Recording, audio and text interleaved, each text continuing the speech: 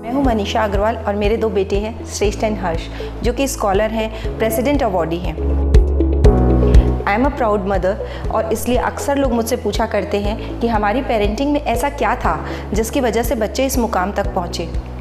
No doubt उनकी सफलता का श्रेय उनकी खुद की मेहनत, मेरे ससुराल का संस्कारिक माहौल, मेरे सास ससुर, मेरे हस्बैंड, सबको जाता है। मैंने जब डीपली एनालिसिस किया तो मैंने पाया कि कुछ लाइफ वैल्यूज़ के गिफ्ट जो मुझे मेरे पेरेंट्स से मिले थे, आज मैं जो कुछ हूँ उनकी वजह से हूँ और उन गिफ्ट्स की वजह से मैं आज भी उनके लिए बहुत थैंकफुल हूँ। उन्हीं वैल्यूज़ को मैंने मेरे दोनों बेटों को देने की भी कोशिश की और आज वही 3 गिफ्ट्स मैं आपसे भी शेयर कर रही हूँ। First is self image. बच्चे बचपन से ही अपने पेरेंट्स की आंखों से खुद को जज करना शुरू कर देते हैं और वे अपनी सेल्फ इमेज भी इसी बेस पर बनाते हैं जैसा उनके पेरेंट्स उनके बारे में सोचते हैं।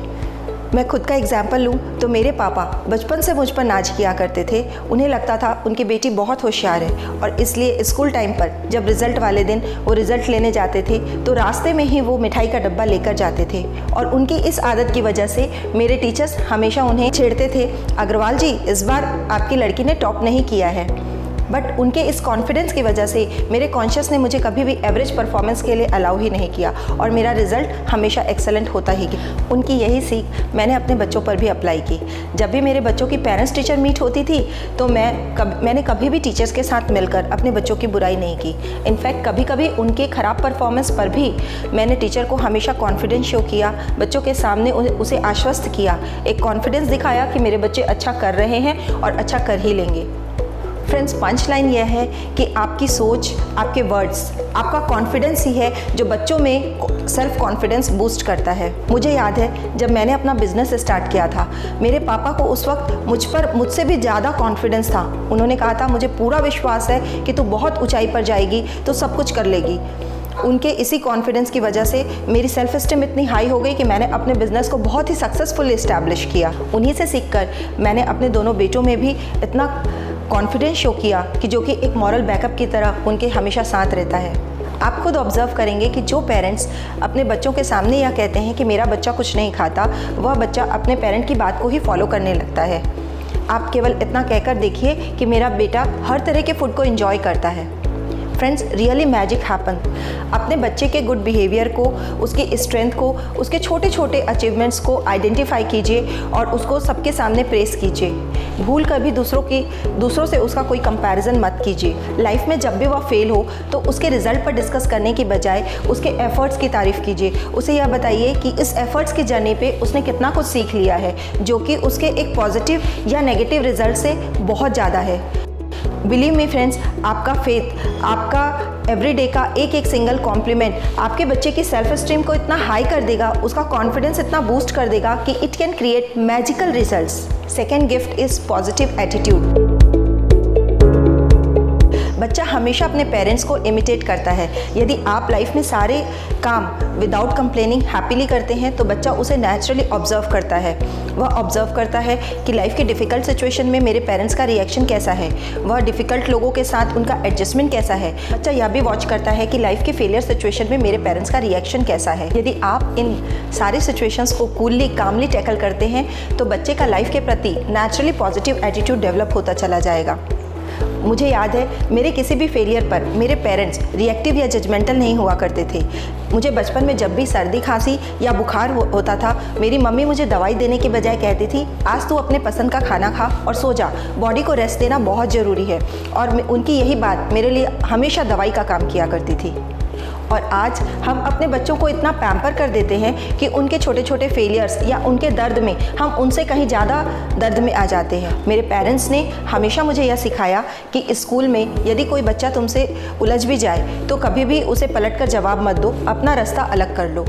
मुझे याद है बचपन में कभी भी जब हम फैमिली टाइम शेयर किया करते थे या हम आज भी जब मिलकर बैठते हैं तो किसी भी फ्रेंड्स या फैमिली की बुराई नहीं करते, अक्सर अपनी लाइफ की ब्लेसिंग्स ही शेयर किया करते हैं, खूब ठहाके लगाकर हंसते हैं। लाइफ की बड़ी बड़ी डिफ़िकल्टीज़ को भी हम बहुत ही कूल, काम तरीके से शेयर किया करते हैं।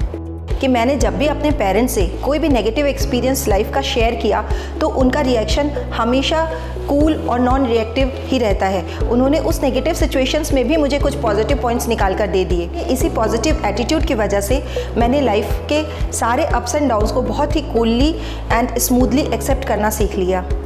पॉजिटिव एटीट्यूड की इसी लाइफ वैल्यू को मैंने मेरे दोनों बेटों में भी डालने की कोशिश की और उन्हें डाउन टू अर्थ और नॉन कंप्लेनिंग एटीट्यूड वाली लाइफ जीने की परवरिश भी दी।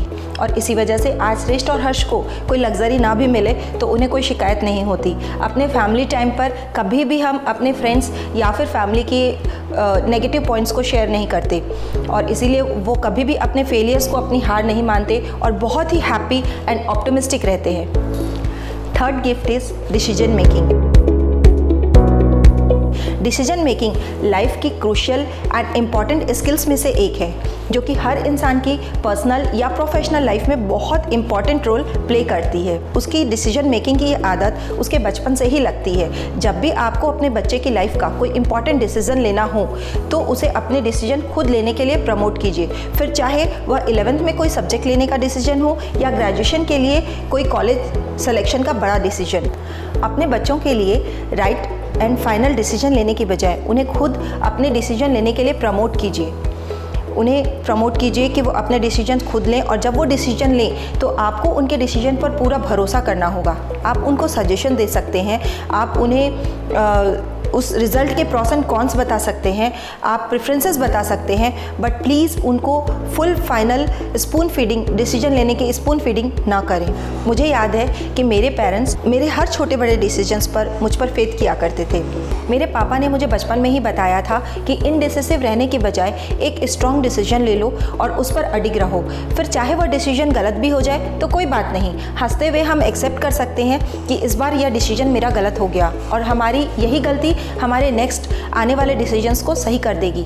इसीलिए मैंने श्रेष्ठ और हर्ष को बहुत छोटी एज से डिसीजन लेने के लिए प्रमोट किया और उनके उस डिसीजन पर हमेशा फेथ किया।